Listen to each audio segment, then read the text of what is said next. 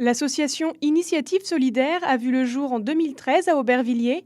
L'année d'après, elle ouvre un atelier bois-métal intitulé Transformation, Valorisation.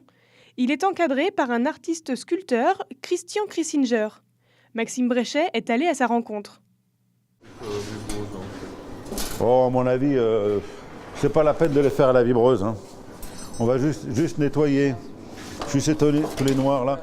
Cet artiste crée et sculpte depuis 35 ans. Il a l'amour des belles choses, ce goût du travail bien fait et son savoir-faire. Maintenant, il s'attache à le transmettre. Depuis 2014, il encadre des personnes en difficulté.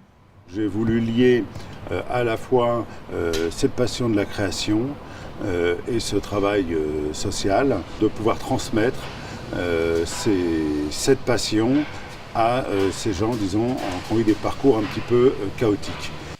43 personnes sont en insertion professionnelle. Tous ont eu un parcours difficile. Néné vient de Guinée. Les raisons de son départ, elle ne le raconte pas. Ici, elle a pris un nouveau départ et surtout un nouveau métier. Je me suis intéressée à ce travail parce qu'il me plaît beaucoup. Je ne l'ai jamais fait dans ma vie, mais comme je suis venue à l'atelier, là, je l'ai appris, vraiment, ça m'a plu. Je continue toujours à le faire. J'ai appris beaucoup de choses. Je fais des lampes.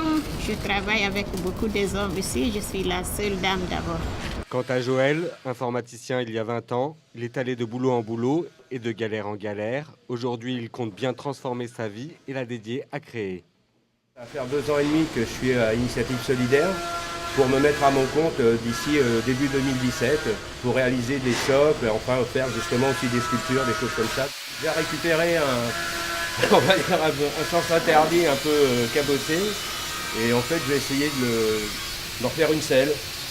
L'objectif d'Initiative Solidaire est de réapprendre à ces personnes les codes du travail, le rythme et les contraintes d'une collaboration en équipe. Ils sont salariés et leurs créations sont vendues à leur juste valeur. Pour les gens que nous accompagnons donc, en parcours d'insertion, pour eux aussi c'est une vraie reconnaissance. Quand ils voient une lampe qui vaut 200, 300, 400 € qui se vendent, ils se rendent bien compte, eux qui ont souvent été mis à l'écart de tout parcours professionnel ou qui ont été dévalorisés dans leur travail, dans leur vie, se rendent compte que bien leur travail plaît.